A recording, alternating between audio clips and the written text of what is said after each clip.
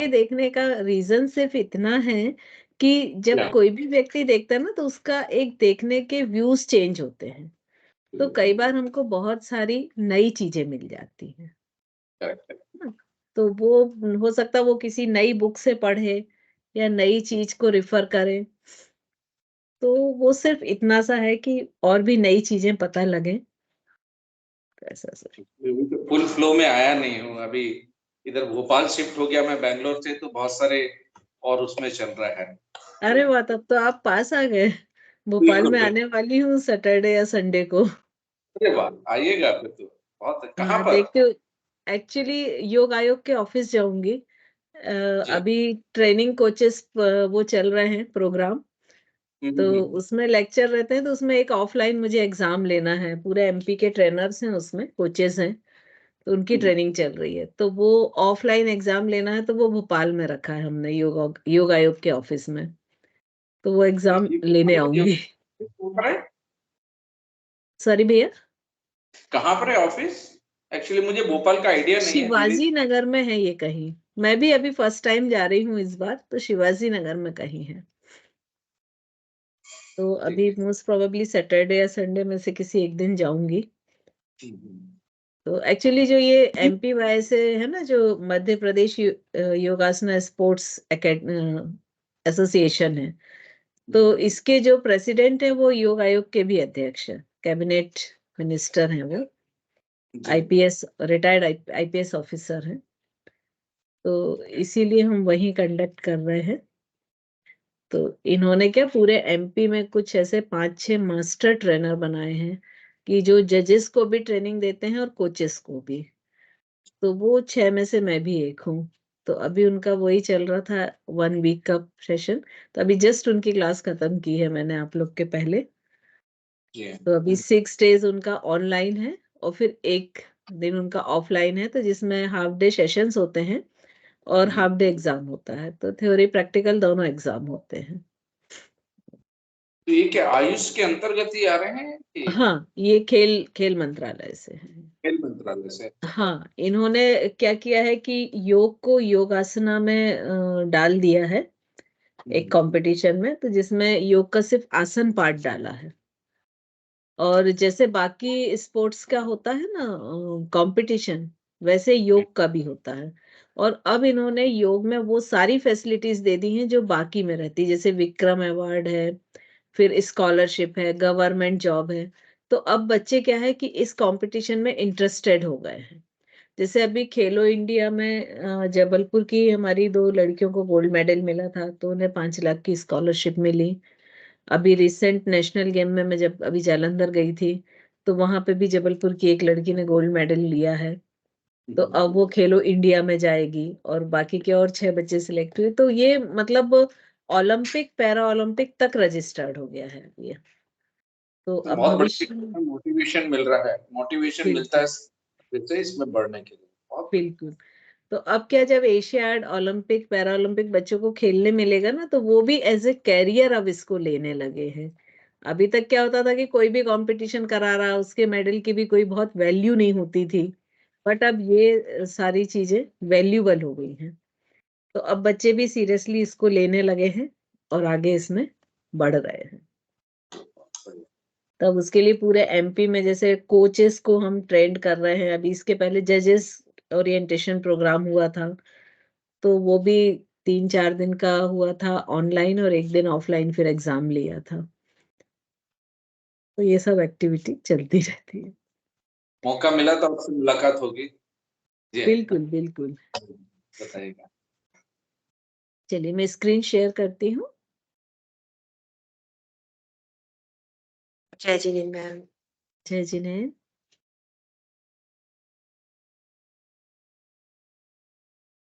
Okay. कल हमने जो स्टडी की थी वो यहाँ तक कर ली थी कि ओम जो एक ऐसा प्राणायाम हम करते हैं जिसको उद्गीत प्राणायाम भी कहते हैं, वो भी नर्वस सिस्टम के लिए बहुत अच्छा होता है। तो नर्वस सिस्टम के लिए ओम प्राणायाम क्यों अच्छा होता है? तो कुछ जो रिसेंट रिसर्च हुए हैं, तो उसमें ये पाया गया है कि जब ओम चैंट करते हैं, तो उस चैंटिंग के दौरान जो साउंड फ्रीक्वेंसीज क्रिएट होती हैं, वेव्स क्रिएट होती हैं और उनकी जो फ्रीक्वेंसी रहती है, तो वो फ्रीक्वेंसी ऐसी रहती है कि वो आपके बॉडी के 80 से 85% जो हार्मफुल बैक्टीरिया और वायरस होते हैं, उनको डिस्ट्रॉय कर देती है।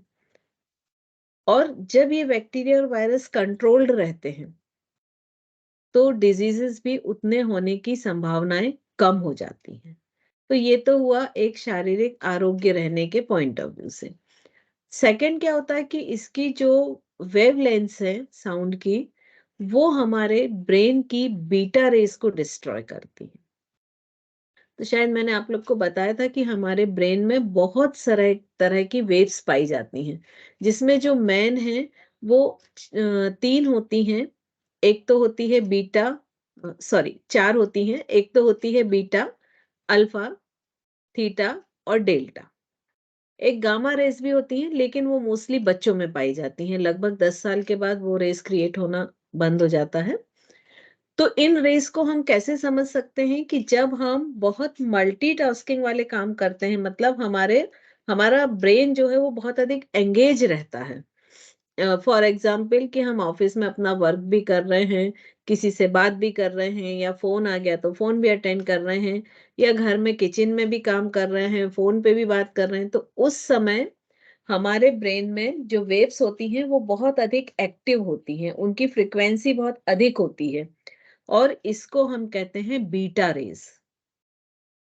तो जब तक बीटा रेस की पोजीशन में हमारा ब्रेन होता है, ह्यूमन ब्रेन, तब तक वो बहुत उथल-पुथल वाला होता है, कि उसमें बहुत अधिक वाइब्रेशंस है, बहुत सारी चीजें चल रही हैं, तो उसको हम शांत मस्तिष्क के रूप में नहीं ले सकते हैं। तो जब ये ओम चैंटिंग करते हैं, तो ओम चैंटिंग से जो साउंड वेव्स होती हैं, उनकी जो फ्रीक्वेंसी होती है, वो ब्रेन के बीटा रेस को डिस्ट्रॉय करती हैं। तो बीटा रेस जैसे ही कम होती हैं, तो अल्फा रेस की क्वांटिटी बढ़ जाती है, या वो अधिक एक्टिव हो जाती हैं। अल्फा मोड पे हमारा ब्रेन जो है वो शांत होता है। साधारण भाषा में समझें तो पूरे दिन जो हम काम करते हैं वो बीटा वेव्स में कर रहे हैं। पूरे दिन का काम हमने खत्म कर लिया और हम आज के काम से बहुत सेटिस्फाई हैं कि जितने भी हमने आज अपने टारगेट्स रखे थे, जो काम सोचे थे, सारे कंप्लीट हो गए हैं। और अब बहुत शांति से हम बेडरूम में सोने के लिए जाते हैं और बिस्तर पे लेटते हैं। तो उस समय आपके ब्रेन में जो वेव्स एक्टिवेट होंगी वो अल्फा है। और जब हमको नींद आ जाती है, तब होती हैं थीटा वेव्स। और बहुत साल, 2 साल या कुछ महीनों में एक बार ऐसी नींद आती है कि जब आप सो के उठते हैं तो आप बोलते हैं कि अरे! आज तो बहुत नींद आई, समझ में ही नहीं आया, ऐसा लग रहा है कि अब भी तो सोए थे और अब भी उठ गए हैं। मतलब नींद में भी आपको समय की, आपके आस-पास के सिचुएशंस का भान रहता है। लेकिन कई बार इतनी गहरी नींद आती है कि वो भान भी खत्म हो जाता है। तब एक्टिवेट होती हैं ब्रेन में डेल्टा। ठीक है? तो इस तरह से ये 4 रेज़ जो मेन होती हैं, वो ब्रेन में काम करती हैं। तो जब ओम चैंटिंग होती है, तो ओम चैंटिंग से हमारा मस्तिष्क शांत हो जाता है। और जब ब्रेन एक शांत अवस्था में आएगा, तो ऑटोमेटिक नर्वस सिस्टम भी रिलैक्स्ड हो जाएगा। और जितना रिलैक्स्ड नर्वस सिस्टम रहेगा, उतना अधिक वो बैलेंस रहेगा।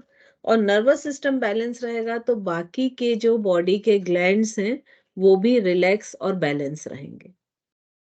तो इस तरह से ये प्राणायाम जो है, जिसको हम उद्गीत प्राणायाम या ओम चैंटिंग कहते हैं, ये हमारे ब्रेन पर या नर्वस सिस्टम पर काम करता है।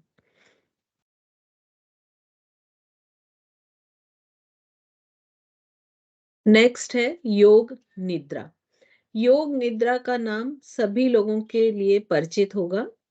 इसका जो इसको शुरू किया है वो बिहार स्कूल ऑफ योग से ये इसकी शुरुआत हुई है। और उन्होंने इसे शुरू किया था इस कंसर्न में कि आप लोग सभी को मालूम है कि बिहार में बहुत गरीबी है। और वहां पर जो ये मुंगेर में योग आश्रम है, इन्होंने आस-पास के जितने भी गाँव के बच्चे हैं, उनको गोद लिया हुआ है। पूरे के पूरे गाँव गोद लिए हुए हैं, जहाँ पर साझा चूल्हा चलता है आज भी। और वो सारे बच्चे 2 स्कूल इन्होंने मुंगेर में बनाए हुए हैं, एक बॉयज़, एक गर्ल्स, जहाँ पर वो पढ़ने आते हैं। तब इन्होंने देखा कि जब उस बच्चों को पढ़ाना शुरू किया और चूँकि इंग्लिश पढ़ाना बहुत ज़रूरी था, तो उन्होंने देखा कि बहुत सारे बच्चों को बहुत मुश्किल हो रही है, उनकी टंग ट्विस्ट ही नहीं होती है, वो इंग्लिश के पर्टिकुलर प्रोनंसिएशन के लिए। और उनको एक टास्क बन गया कि उन बच्चों को इंग्लिश कैसे सिखाएँ। तब कॉन्शियस, सबकॉन्शियस, अनकॉन्शियस पर बहुत स्टडी करके और ये योग निद्रा का आविष्कार हुआ। और उन्होंने बच्चों को योग निद्रा में ले जाके और उस लैंग्वेज की, इवन वहाँ के बच्चे फ्रेंच, जापानीज़, जर्मनी बहुत सारी लैंग्वेज बोलते हैं। तो जो भी लैंग्वेज उनको सिखानी थी, उस लैंग्वेज की शिक्षा उन्होंने इसके दौरान दी जब वो योग निद्रा में थे।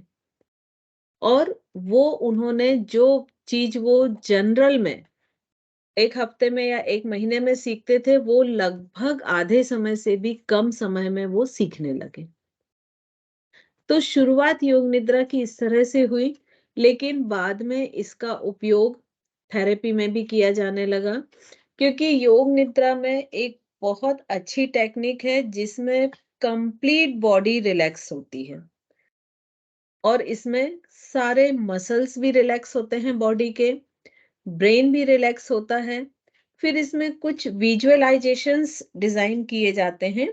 और ये जो विजुअलाइजेशंस होते हैं, ये इस तरह से डिज़ाइन किए जाते हैं कि उस पर्टिकुलर व्यक्ति को देखते हुए कस्टमाइज़ किए जाते हैं। और वो जब विजुअलाइजेशन इस योग निद्रा के साथ दिए जाते हैं, तो उसके जो इफ़ेक्ट्स हैं, वो बहुत अच्छे मिलते हैं और बहुत मैजिकल इफ़ेक्ट मिलते हैं। तो जो योग निद्रा का उपयोग उन्होंने जितने भी ऐसे व्यक्ति थे जो नर्वस सिस्टम की प्रॉब्लम से रिलेटेड थे, तो वो जब सो जाते थे, तब इसका उन्होंने उपयोग किया। और वो जो व्यक्ति थे, जो भी नर्वस सिस्टम की डिज़ीज़ से प्रॉब्लम में पेशेंट्स थे, उन पर एक बहुत अच्छा इफ़ेक्ट देखा। मोस्टली इसको उन्होंने रिकॉर्डेड किया अकॉर्डिंग टू उस पेशेंट के हिसाब से। और जब वो सो जाता था तो उसके रूम में वो एक स्पीकर में वो प्ले कर दिया जाता था और कंटिन्यूएशन में वो चलता रहता था। और जब लगातार कई दिनों तक इस तरह के इफ़ेक्ट इस तरह के एक्सपेरिमेंट उन्होंने किए, तो उसके जो रिजल्ट्स थे वो बहुत ही आश्चर्यजनक थे। और बहुत जल्दी वो जो पेशेंट्स थे, उनमें हीलिंग होने लगी और उनके जो मेडिसिन के डोजेज़ हैं, वो धीरे-धीरे कम होने लगे। जो उनको एक स्ट्रॉन्ग पावर की मेडिसिन्स दी जाती थी, उनके डोज़ डॉक्टर्स को कम करने पड़े। इसी के एक्सपेरिमेंट में एक साइकोलॉजिकल उन्होंने एक्सपेरिमेंट किया कि जागते हुए भी कितना व्यक्ति के भावों का इफ़ेक्ट होता है। तो वो एक्सपेरिमेंट था कि उन्होंने अपने आश्रम से ही कुछ साधुओं का रैंडमली चुनाव किया, 2 ग्रुप क्रिएट किए, एक ग्रुप ए, एक ग्रुप बी। जो ए ग्रुप था, उसका खाना वो जो आश्रम में बनता था, वहीं से आता था।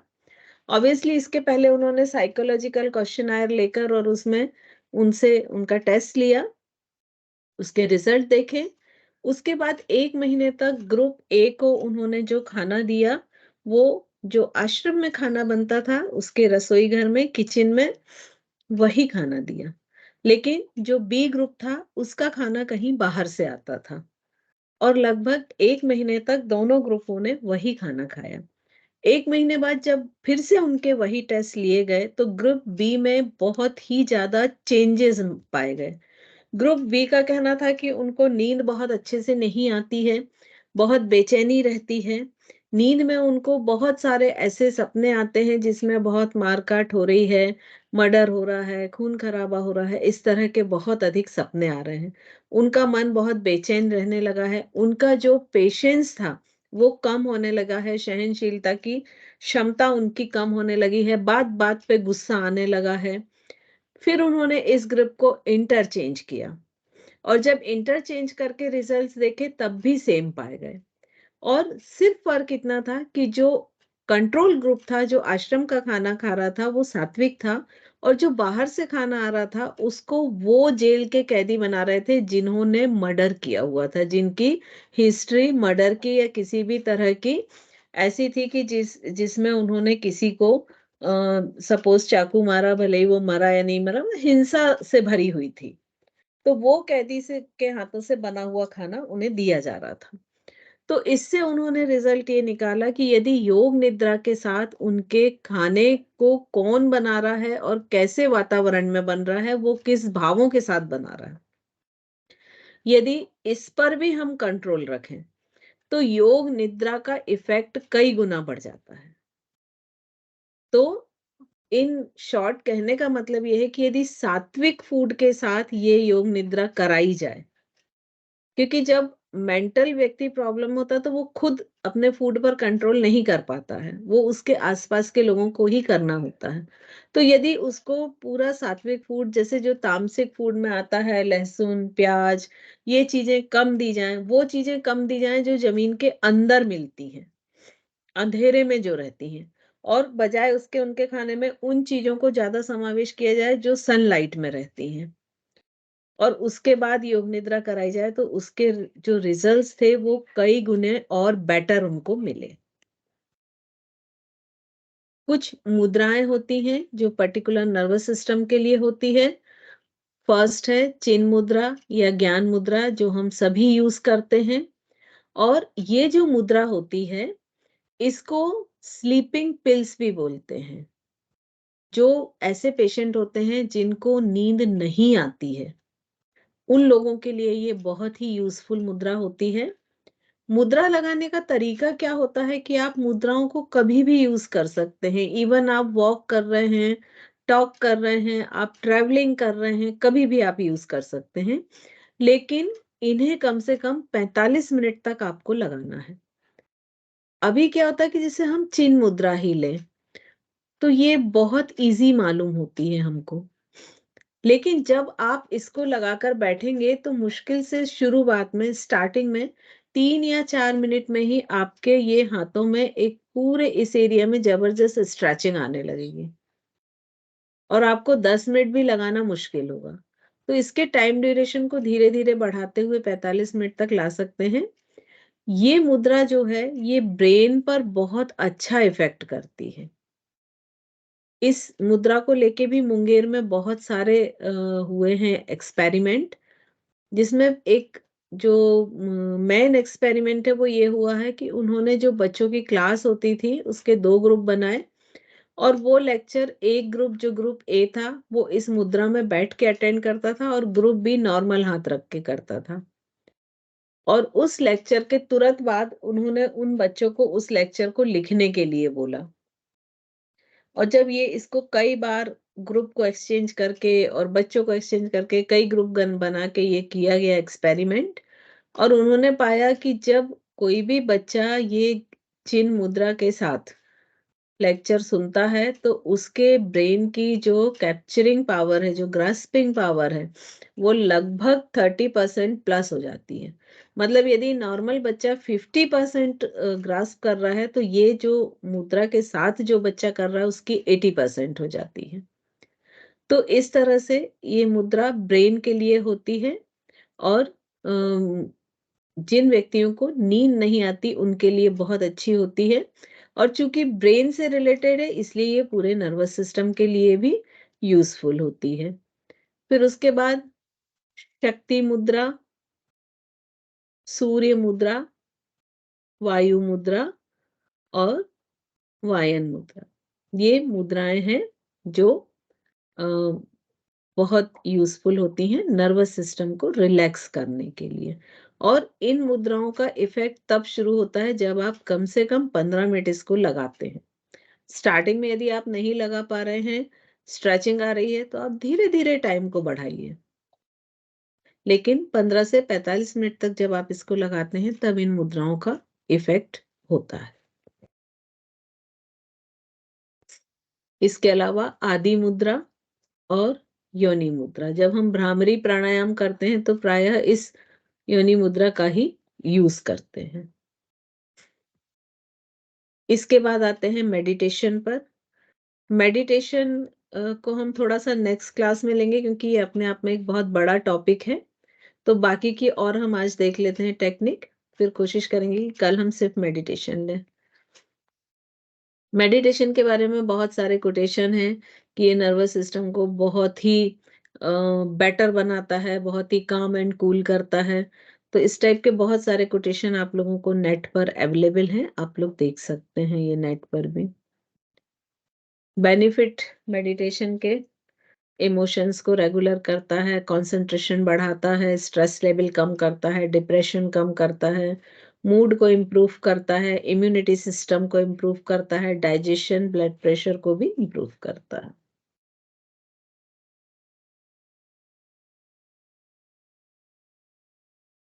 अब हम आते हैं चक्रास पर।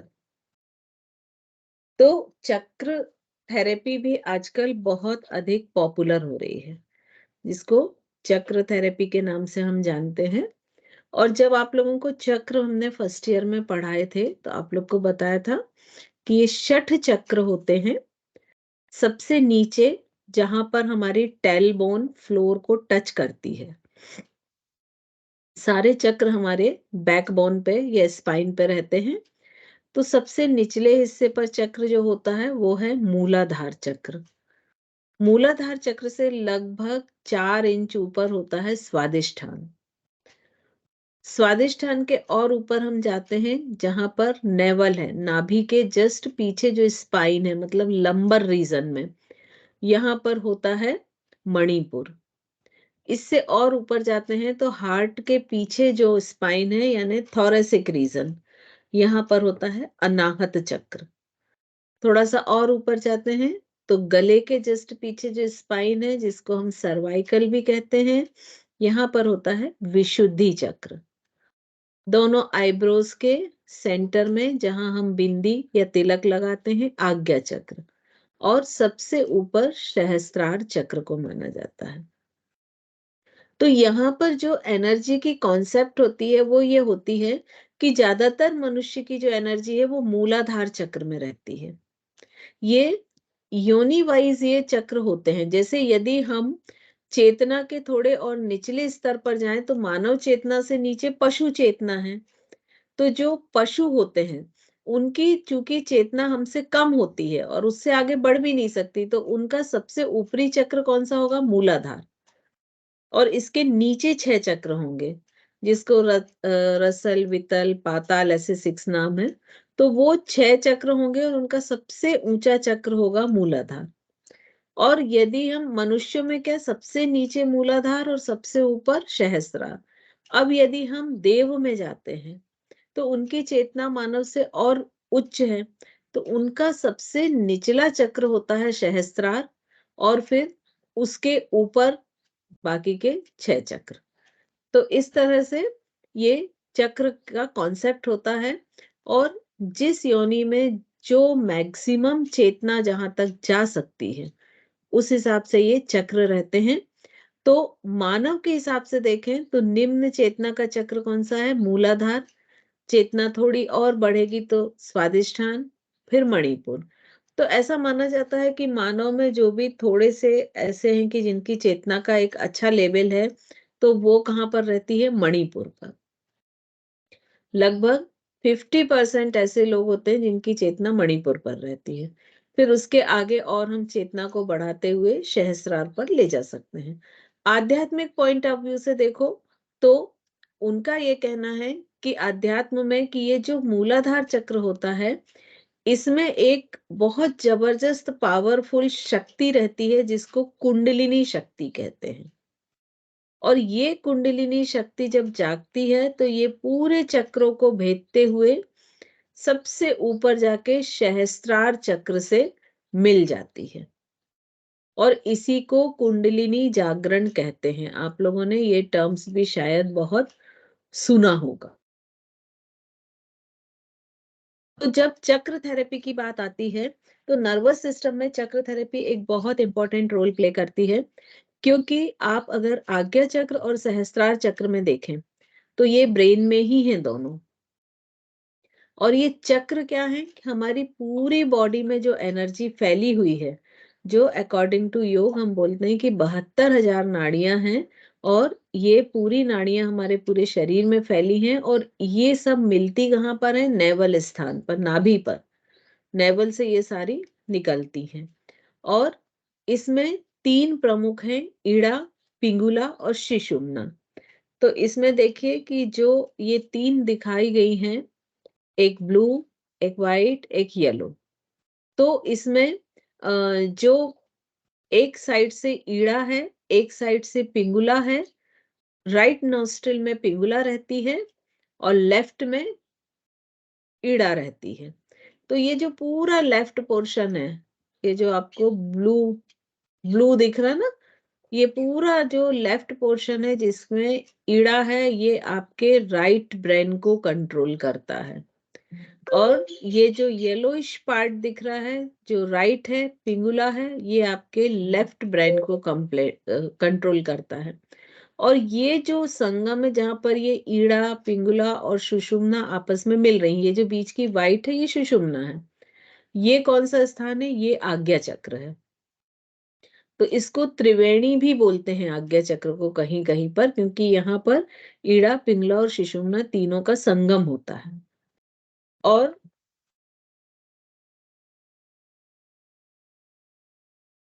ये सुषुम्ना नाड़ी जो होती है, ये हर हमारे जो चक्र है, हर चक्र के बीच से जाती है।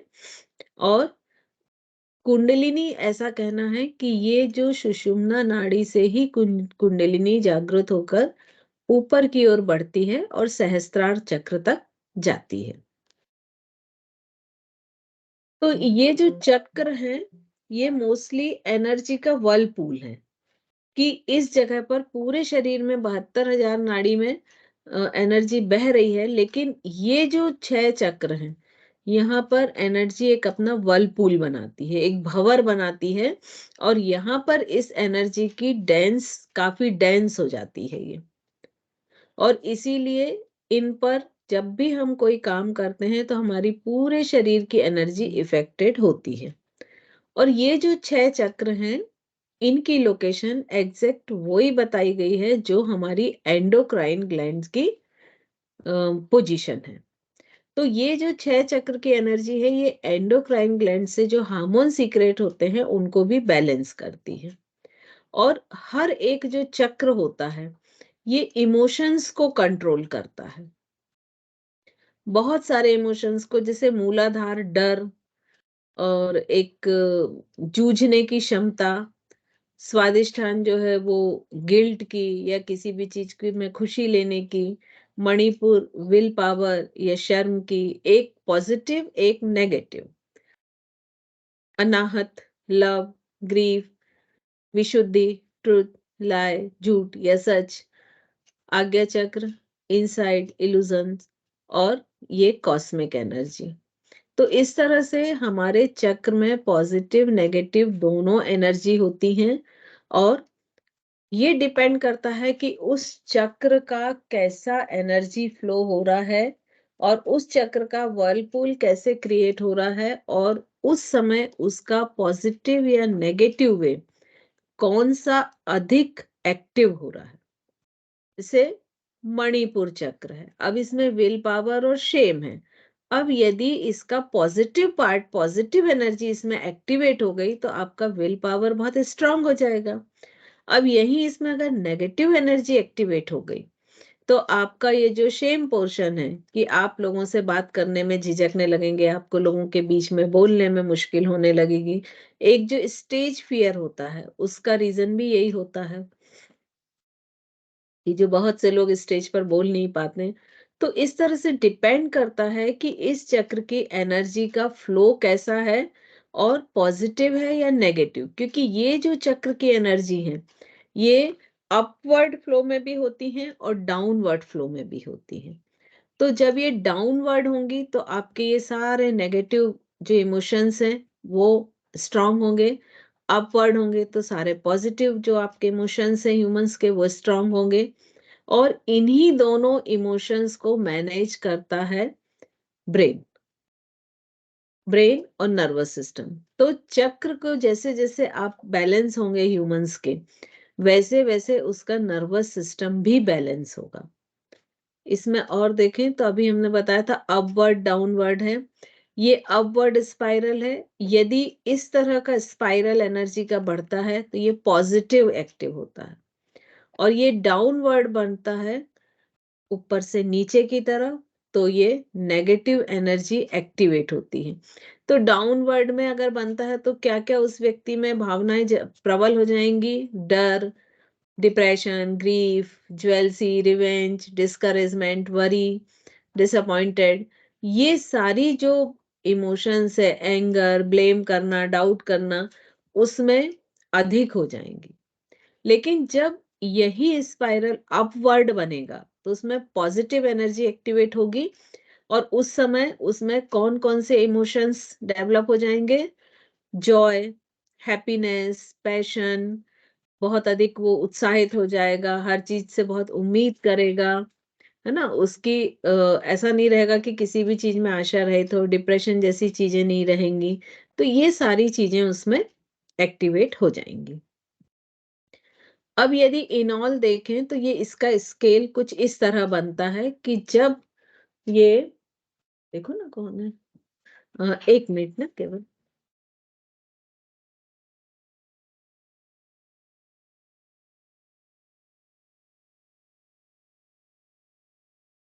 उनसे कहना आधे घंटे बाद आना।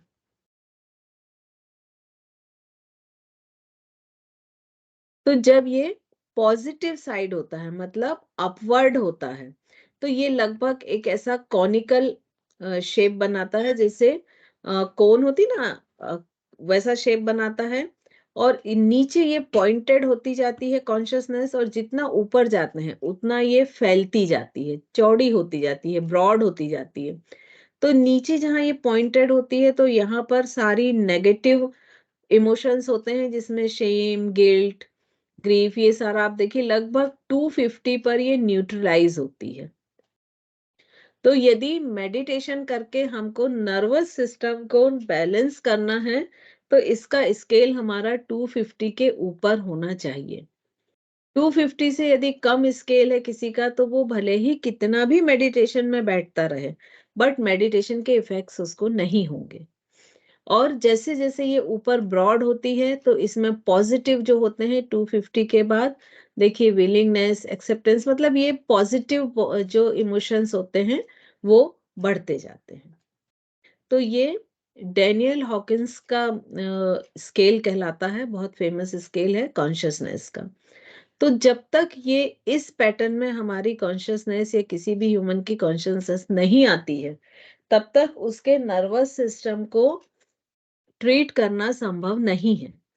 क्योंकि यदि मान लीजिए उसको कुछ न्यूरो प्रॉब्लम है तो उसकी ज्यादातर ये जो डाउनवर्ड स्पाइरा है, इस पैटर्न पर उसकी कॉन्शियसनेस चलेगी। और जब तक ये अपवर्ड में कन्वर्ट नहीं होगा तब तक हम उसको ट्रीट कर पाना हमारे लिए संभव नहीं होगा। तो सबसे पहले हमको उसकी एनर्जी का फॉर्मेशन करना पड़ेगा पॉजिटिव में। और जब हम इस एनर्जी को कन्वर्ट कर लेंगे तब पॉसिबल है कि हम उसको ट्रीट कर सकें। इसके बाद इनके लिए कुछ हेल्दी ट्रिप से होते हैं कि एक्सरसाइज डेली करें, रिलैक्सेशन करें, कुछ बाहर जाएं घर से, क्योंकि जो नर्वस सिस्टम से रिलेटेड प्रॉब्लम वाले व्यक्ति होते हैं वो अक्सर घर के बाहर निकलना पसंद नहीं करते हैं, लोगों से मिलना जुलना पसंद नहीं करते हैं। तो यदि हम उनकी इस हैबिट को भी चेंज करते हैं कि वो घर से निकलें, बाहर जाएं, वो अंधेरे में रहना पसंद करते हैं तो उनको सनलाइट में रखें। तो जैसे ये सोशलाइजिंग करें कि वो लोगों से मिलें जुलें, अच्छे लोगों से। तो इस तरह के भी यदि हम चेंजेस करते हैं तो उनमें काफी चेंज आ जाता है। इवन वो सोते नहीं हैं तो कोशिश करें कि उनकी एक बहुत अच्छी नींद वो लें, उनकी डाइट बहुत अच्छी हो, ग्रेटिट्यूड उनमें डालें, क्योंकि मोस्टली वो ग्रेटिट्यूड उस समय बिल्कुल जीरो पे चला जाता है उनका। तो ये कुछ ऐसे टिप्स होते हैं कि जो हम जनरल करें तो उनमें काफी चेंजेस होना संभव हो जाता है।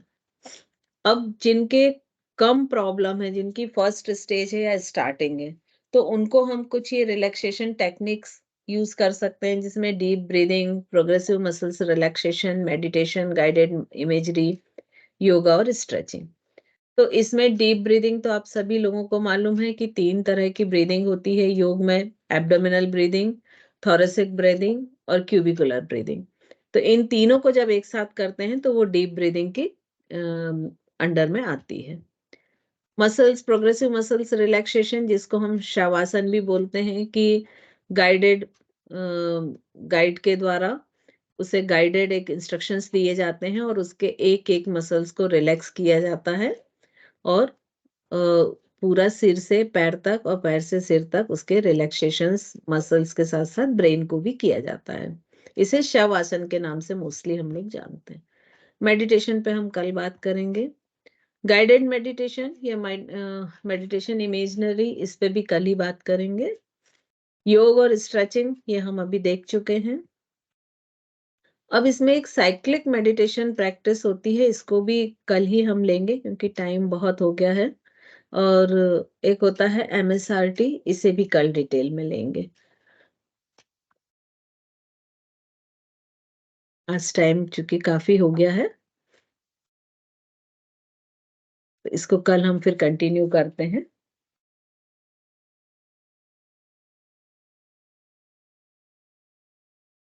चलिए, किसी के क्वेश्चन हो तो वो ले लें, 15 मिनट है हमारे पास।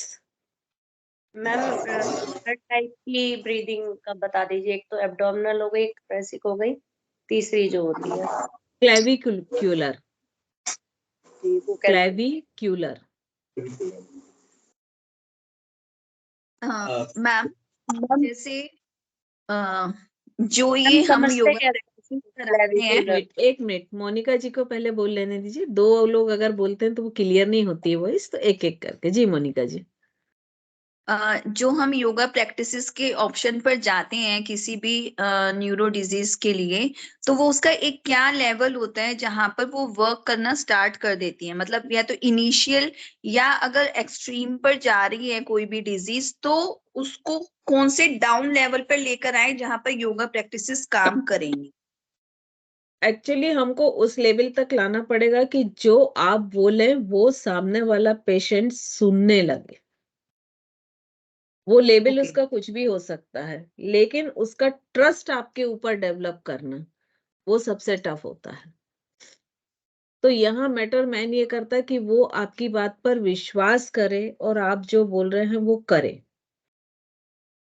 तभी संभव होता। अदरवाइज जो बीच में मैंने आपको बताया था योग निद्रा, वो पैटर्न एक बहुत अच्छा होता है कि पर्टिकुलर उसके हिसाब के इंस्ट्रक्शंस आप कस्टमाइज रिकॉर्ड कर दीजिए और जब वो सो जाता है तो उसको प्ले कर दीजिए। तो वो सोते हुए उसको सुनता जाएगा और उसका सबकॉन्शियस जो है उस पर एक्शन लेता जाएगा। तो वैसे नर्वस सिस्टम वालों को ट्रीट करना अपने आप में बहुत कठिन काम रहता है। और वो इसलिए कठिन काम रहता है क्योंकि यदि आप एज अ थेरेपिस्ट उसके पास जा रहे हैं तो आप उसको आधे घंटे 1 घंटे टाइम देंगे, लेकिन रेस्ट 23 आवर्स जो है वो उसको उन्हीं लोगों के बीच रहना रहता है जो उसके आसपास हैं। और वो लोग कितने पॉजिटिव हैं या वो लोग कितने कोऑपरेटिव हैं ये हमें भी नहीं मालूम रहता है। यदि हैं तो बहुत अच्छा, नहीं है तो आप उसके लिए कुछ कर नहीं सकते हैं। तो इस सेंस में यदि हम देखें तो इन लोग को ट्रीटमेंट देना बहुत टफ होता है अपने आप में। हाँ, लेकिन अगर स्टार्टिंग स्टेज है कि हमने उसको शुरुआत में ही फाइंड आउट कर लिया कि ये चीज हो रही है तो ये प्रॉब्लम बढ़ के होगी और उस समय हम शुरू कर देते हैं, तो हम उसको वहां पर क्योर कर सकते हैं। जैसे बाइपोलर डिसऑर्डर है ना। हमने जज किया कि नहीं, मान लीजिए कोई भी एक व्यक्ति है, ये कभी कभी अचानक मुस्कुराने लगता है, कभी अचानक दुखी हो जाता है, तो ये 2 एक्सट्रीम कर रहा है, इट मीन्स आगे जाके बाइपोलर होगा। तो यदि वहीं पर हम इसको रोक दें, क्योंकि उस समय वो समझ रहा है बात आपकी, सुन रहा है बात, तो वो जो एक्सट्रीम या जो बोलते हैं ना बहुत खराब स्थिति या जो बहुत एडवांस स्टेज होती हैं, वहां तक जाने से बच जाएगा। Yes. बट इसके साथ एक विडंबना ये है कि ज्यादातर लोगों में ये आइडेंटिफाई नहीं हो पाता है। और दूसरी बात, यदि आप किसी को बोलो तो उनको बड़ा बुरा लगता है ना। Yes. जैसे सपोज आप किसी को भी बोलो कि भाई आपकी बेटी में ये सिम्टम दिख रहे हैं, तो वो आपको ही 4 सुना देगा, है ना। तो ये एक विडंबना है जिसके कारण हम उसको नहीं कर पाते हैं चाहते हुए भी। मैम, अवेयरनेस की कमी के कारण भी, मतलब अब जैसे हम लोग होम मेकर्स हैं, तो हमें इन चीजों के बारे में पता ही नहीं है। अगर मान लो अपने किसी फैमिली मेंबर में हमें मतलब वो सिम्टम्स आ भी रहे हैं, बट हमें पता ही नहीं है कि वो इसी के रिलेटेड हैं, तो वो उनके एक्सट्रीम पे पहुंच ही जाएगा। एग्जैक्टली, है ना। जो थोड़े भी चेंजेस होते हैं वो हम खुद ही इसको जज नहीं कर पाते हैं कई बार। तो मतलब Yes, ऐसा ma'am. नहीं कि हम इंटेंशन हमारा बुरा है, लेकिन हम में वो अवेयरनेस ही नहीं है Yes, कि उस ma'am. चीज को हम पकड़ पाए। Yes. मैडम, आपने जैसे चिन्ह मुद्रा बताया, तो चिन्ह मुद्रा और ज्ञान मुद्रा दोनों एक ही है, मुद्रा ऑफ नॉलेज, क्योंकि एक जैसे ही बोलते होती हैं है। ज्ञान, हाँ जी, एक ही है ना, क्योंकि और उसमें इसमें चिन्ह ज्ञान मुद्रा, मुद्रा ऐसे होती है, ज्ञान मुद्रा मोस्टली कई जगह ऐसे बताते हैं। बस ऐसे ये एक बताते माइनर डिफरेंस है ना। चिन्ह क्योंकि मुद्रा ज्ञान, में ये ऊपर आकाश की तरफ हथेली होती है और ज्ञान मुद्रा में नीचे। तो चूंकि और हम चिन्ह, अपने आप को ऐसा मानते हैं कि अभी हम बहुत निचले लेवल पे हैं, लेने वाले हैं, तो हम मोस्टली यही करते हैं। तो चिन्ह मुद्रा या ज्ञान मुद्रा में madam, tip of the thumb के ऊपर 2 सेंटर होते हैं, जो कि पीनियल ग्लैंड और पिट्यूटरी ग्लैंड के सेंटर्स होते हैं। जब हम इसको इंडेक्स फिंगर से प्रेस करते हैं, तो ये दोनों एंडोक्राइन ग्लैंड एक्टिवेट होते हैं। एक्टिवेट होती उससे है। इसका फायदा जो होता था, इंक्रीजेस द मेमोरी पावर को बहुत बढ़ाता है, ब्रेन की शार्पनेस को भी काफी बढ़ाता है। एंड बिल्कुल। अगर कंटिन्यूअस यूज करते हैं इनको, तो बहुत सारे साइकोलॉजिकल प्रैक्टिस करते हैं चिन्ह मुद्रा या ज्ञान मुद्रा, तो साइकोलॉजिकल डिसऑर्डर्स है, आप वो बहुत देखिए, मेंटल डिसऑर्डर, इन इसमें बहुत जनरल इन जनरल जो प्रैक्टिस चलती है, तो जी, कहीं भी कोई मेडिटेशन कराता है तो वो यही मुद्रा बोलता है, बिल्कुल। क्योंकि ये ब्रेन के लिए है ना। तो इन जनरल में आप ज्यादातर देखिए यही ज्यादा पॉपुलर है तो कंपैरेटिवली तीनों, अदर मुद्रास। चिन्ह मुद्रा, ज्ञान मुद्रा और चिन्मय मुद्रा भी तीनों में ही इंडेक्स फिंगर्स को लगभग प्रेस से तीनों, हाँ। मतलब फाइनल तीनों का ये है कि आपका इंडेक्स फिंगर और थंब, इनके जो वो प्रेस। टिप है वो टच हो रहा है। हाँ, लेकिन अगर आप कोई ऐसे, कई लोग ऐसे नेल पकड़ते हैं तो वो गलत है। मतलब दोनों की टिप टच होने चाहिए। और ये टच कैसे होना चाहिए कि आपको फील हो कि टच हो रहा है। इसको बहुत जोर से ऐसा पुश भी नहीं करना है और इतना लाइट भी नहीं रखना कि आपको फील ही ना हो। तो जब हम दोनों टिप को आपस में टच करते हैं तो एक हमको ये फील, ये सेंसेशन बना रहा है कि ये कुछ चीज टच हो रही है, तो वही बेस्ट होता है। मैम, ज्ञान जी, मुद्रा में तो अक्सर हम घुटनी के ऊपर हाथ रख के आकाश की तरफ हथेली करके बैठते हैं। एक्चुअली तो ये चिन्ह मुद्रा है, ज्ञान मुद्रा इसके अपोजिट होती है ना। और इसमें काफी बुकों में काफी चेंज मिलता है। मैं आपको बताऊं ओके, तो है ना कि कई जगह ऐसे को ज्ञान मुद्रा माना है, कई को ऐसे। तो फाइनली हम ये देखें कि हम ज्ञान मुद्रा या चिन्ह मुद्रा कोई भी करें, तो दोनों में पोजीशन यही क्रिएट हो रही है। लेकिन जब हम ऊपर रखते हैं तो ये यूनिवर्स से जुड़ती है। ठीक है, तो हम ऐसा ठीक। मानते हैं कि यूनिवर्स से जो एक सुपर कॉन्शियसनेस है, उसके पावर भी, चूंकि एक पिरामिड का शेप भी बनाती है ना। तो जो सुपर कॉन्शियसनेस है उसको भी ये कैप्चर करेगी। और यदि हम नीचे कर लेंगे तो वो चीज नहीं रह जाएगी।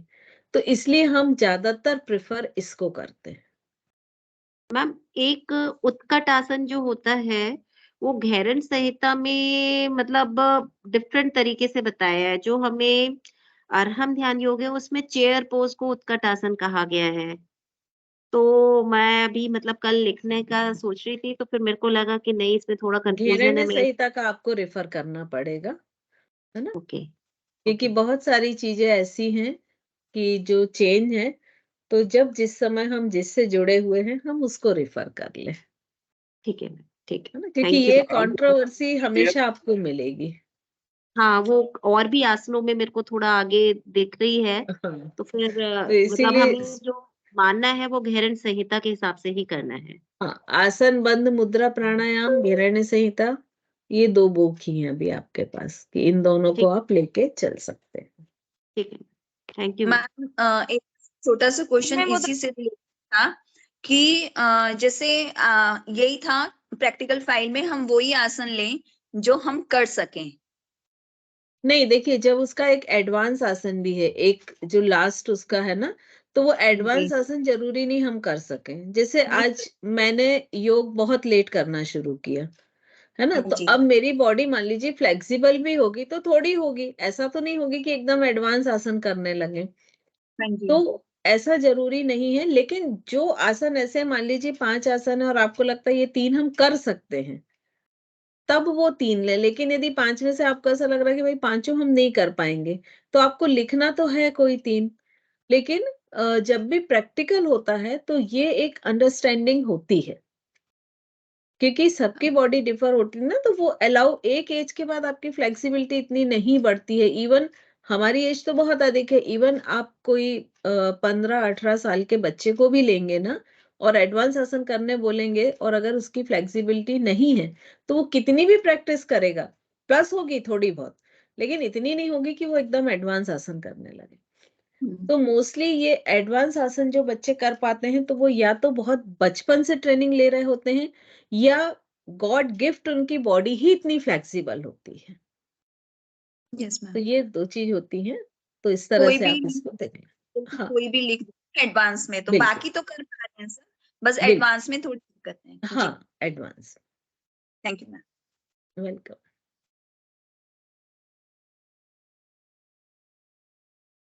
हाँ, और कोई भी पूछ रहा था ना क्वेश्चन? जी हाँ, तेजस्विनी जी, मैम मैं रिपीट ही कर। पूछ रही थी कि ये जो क्लेविकुलर ब्रीदिंग होती है इसको कैसे समझते हैं कि थोरेसिक तो चेस्ट वाली होती है और एब्डोमिनल पेट से हो गई, तो ये क्लेविकुलर कैसे होता है? गले की देखिए, जब हम इनहेल करते ना, तो इनहेल करते समय क्या करेंगे, सबसे पहले नेवल बाहर ले जाएंगे, तो हमारा जो एब्डोमिनल ब्रीदिंग होगी। जब नेवल पूरी तरह बाहर आ चुका तो हमारे ये रिब्स से ये साइड में एक्सपांड होंगे, वो लंग्स ब्रीदिंग होगी, या चेस्ट ब्रीदिंग होगी, या थोरेसिक ब्रीदिंग होगी। और जब वो भी एक्सपांड हो गया और उसके बाद भी थोड़ा ये जो विंड पाइप बचता है, ये क्लेविकुलर होती है।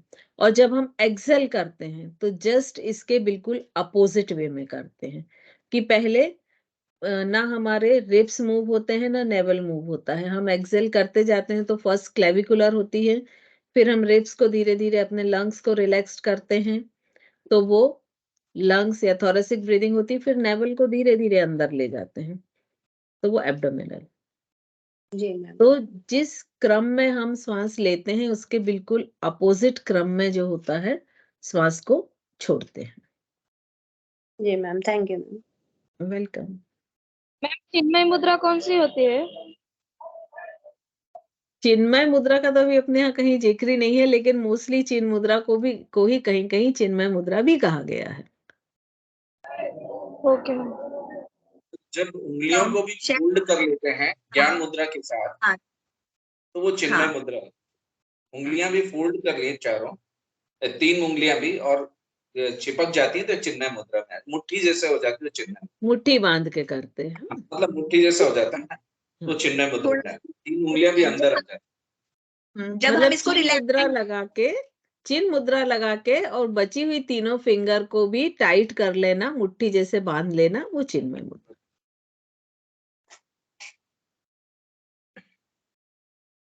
मैम अगर हमारी बॉडी फ्लेक्सिबल नहीं है तो वो कायरो प्रैक्टिस की हेल्प से थोड़ी फ्लेक्सिबल हो जाएगी क्या?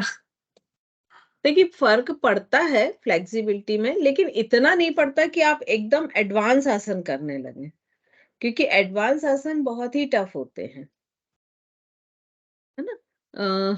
कभी मैं एक आध वीडियो, जो हम लोग जाते हैं जजिंग के लिए, तो मैं एक आध वीडियो आप लोग को दिखाऊंगी, निकाल के रखूंगी। अभी तो चूंकि निकला हुआ नहीं है तो ढूंढने में टाइम लगेगा, तो मैं निकाल के रखूंगी तो आपको दिखाऊंगी, तब आपको समझ में आएगा कि कितना एडवांस होता है। मतलब बॉडी को बिल्कुल 180 डिग्री से मूव कर लेना, है ना, तो वो बहुत ही एडवांस होते हैं। तो एक एज के बाद आप कितनी भी प्रैक्टिस कर लें, आपकी फ्लेक्सिबिलिटी बढ़ेगी, लेकिन इतनी नहीं बढ़ेगी कि आप एडवांस कर सकें। और अगर आप उस जिन में अपनी सीमा से ज्यादा करेंगे तो आपको उतने डैमेजेस भी होंगे। हो सकता है आपके मसल्स पुल हो जाएं या टियर हो जाएं, तो वो भी प्रॉब्लम हो सकती है। मैम पद्मासन जैसे मैं नहीं लगा पाती, अर्ध पद्मासन कभी लगा लेती हूँ, जैसे मैं प्रैक्टिस में हूँ तो लेकिन कुछ समय के बाद फिर मेरे को वो भी खोलना पड़ता है। तो उसको इंक्रीज करने के लिए मैम क्या कर सकती हूँ मैं? देखिए मोस्टली क्या होता है कि हमारा जो नी होता है ना, उसके नीचे जो कैप्सूल होता है, मतलब नी के नीचे की जो मसल्स होती हैं, मतलब जैसे ये लेग है हमारा, ये नी है, तो इसके नीचे की मसल जो होती है वो बहुत रिजिड होती हैं।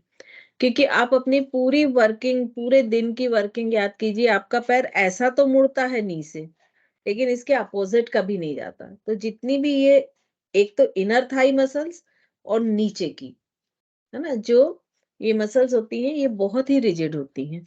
तो जब तक उनमें फ्लेक्सिबिलिटी नहीं आएगी, तब तक पद्मासन लगाना संभव नहीं होगा।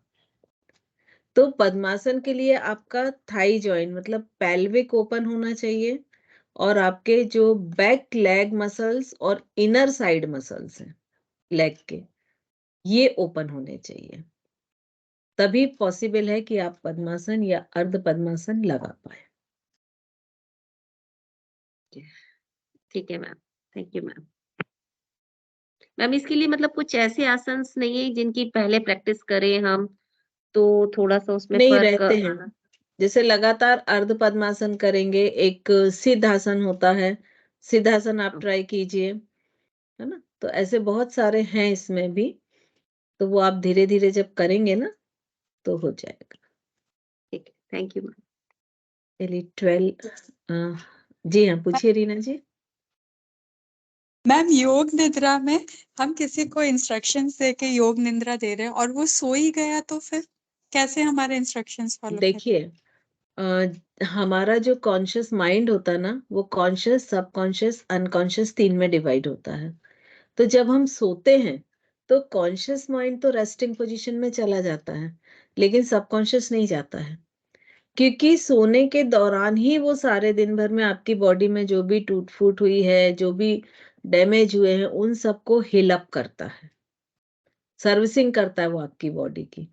तो अब आप बताइए कि कभी आप गहरी नींद में सोते रहते हैं और सुबह कोई आके बोलता है कि मैं आपके पास गया था, आपके पास से ये चीज उठा के लाया, आपको पता नहीं, तो आप बोलते नहीं मुझे पता है, मैं नींद में थी लेकिन पता है।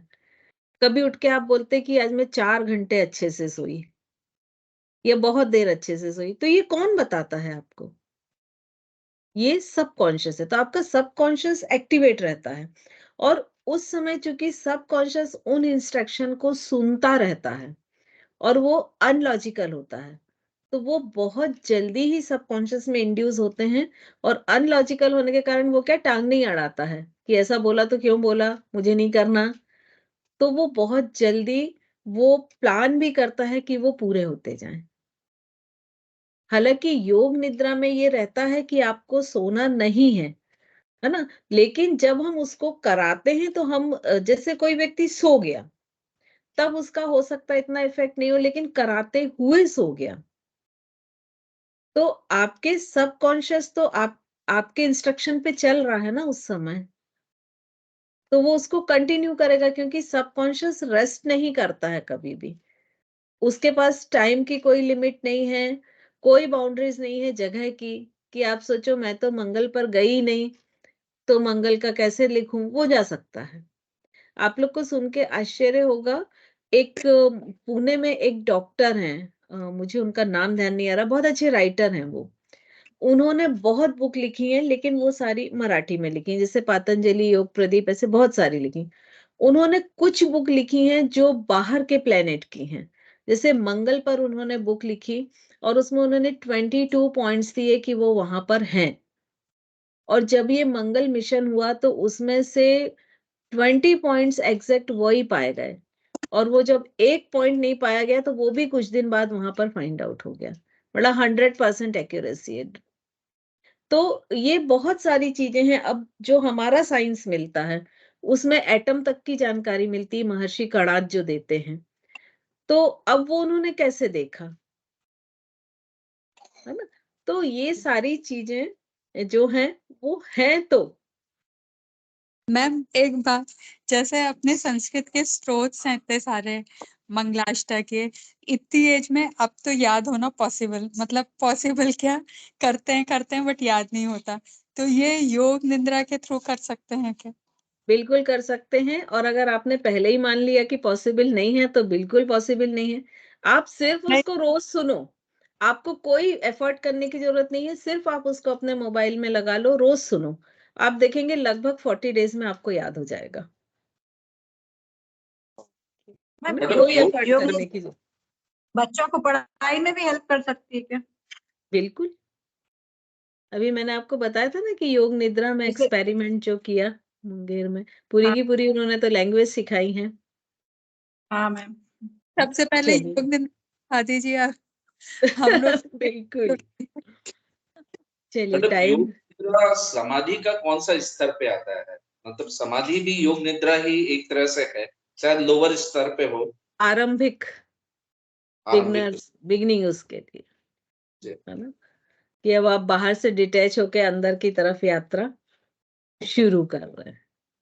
और मैम ये जो मैम जो सामायिक योग निद्रा की सामायिक किसके ऊपर अब क्वेश्चन हम सामायिक कल के लिए ले लें, क्योंकि टाइम 4 मिनट ऑलरेडी एक्स्ट्रा हो गया है।